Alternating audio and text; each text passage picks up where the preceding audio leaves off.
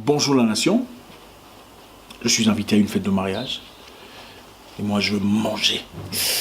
J'adore la bouffe. Vous savez, le mariage n'est pas une course. On ne se marie pas parce qu'on a 30 ans.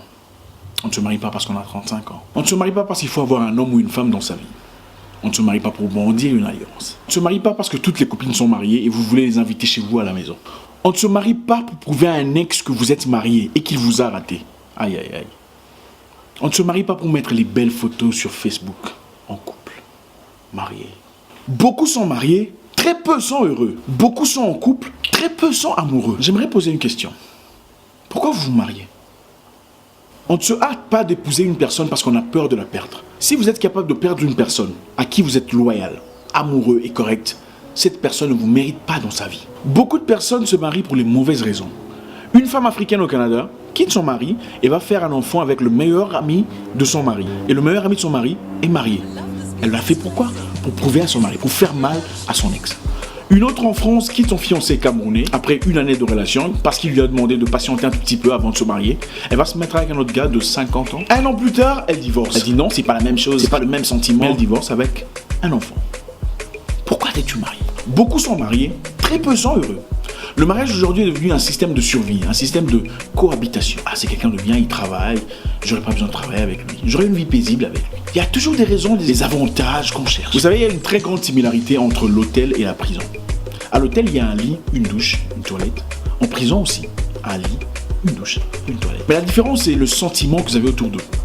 Le sentiment que vous avez à l'hôtel est différent du sentiment que vous avez en prison. De même pour le mariage. Votre mariage peut vous donner le sentiment que vous avez quand vous êtes dans un hôtel exotique ou le sentiment que vous avez quand vous êtes en prison où ça pue de l'urine. Si vous vous mariez pour les mauvaises raisons, vous n'avez que deux possibilités. Être malheureuse pour le reste de votre vie et avoir l'impression d'être abusée à chaque fois que votre mari vous fait l'amour, ou divorcer à 45 ans. Dans le passé, les femmes étaient pressées de se marier parce que, dans le passé, l'homme remplissait le devoir exclusif financier de la famille. Donc ils prenaient charge, prenaient soin de tout le monde. Et beaucoup de femmes d'ailleurs, après l'obtention de leur bac, se décidaient de se marier et décidaient de ne pas continuer à l'université. Une de mes soeurs par exemple, ma grande soeur, après l'obtention de son bac, elle dit à mon père: papa, moi je veux pas aller à l'université, j'ai mon bac, je suis une femme, je dois me marier. Mon père était triste parce que, en tant que père de deux médecins, un avocat, un procureur, il était triste de voir qu'une de ses filles voulait pas continuer ses études. Papa essaya d'insister, mais elle refusa, elle dit: non, je veux pas continuer mes études, je me marie. 5 mois plus tard, elle revint dire à mon père: papa, je veux que tu m'inscrives à l'université, je veux continuer mes études. Papa choqué, voulait comprendre par quel miracle avait-elle changé d'avis. Après quelques enquêtes, vite il comprendra. C'est le copain de ma soeur qui lui a encouragé de rentrer à l'université. La réaction de mon père: ah, il peut venir, hein, vous mettre ici et discuter, y a pas de problème. Bien qu'il était moche, bon, mon père l'a accepté quand même. Enfin, je veux dire, il était pas aussi beau que moi.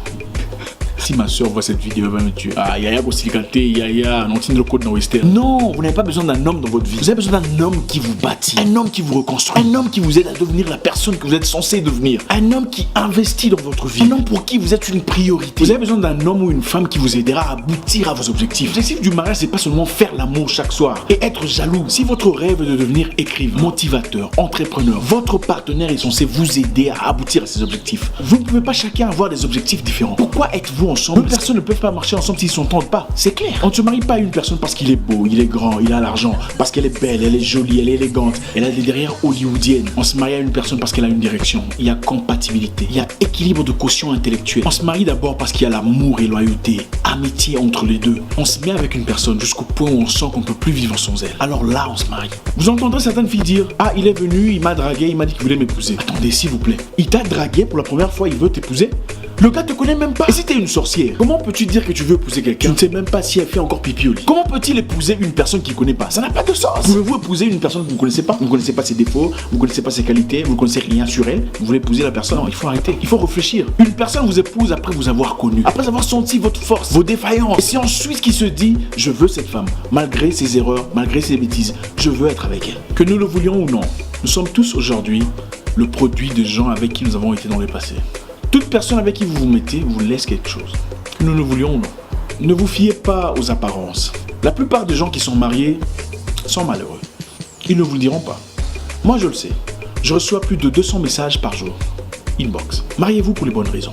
Posez-vous la question de savoir: la personne que j'ai devant moi a-t-elle les qualités, les aptitudes de faire de moi une meilleure personne? Quel que soit un homme ou une femme. C'est à vous de voir. Mon nom est Isaac Mwekesa, le guerrier noir. Je vais à la fête. Votre frère.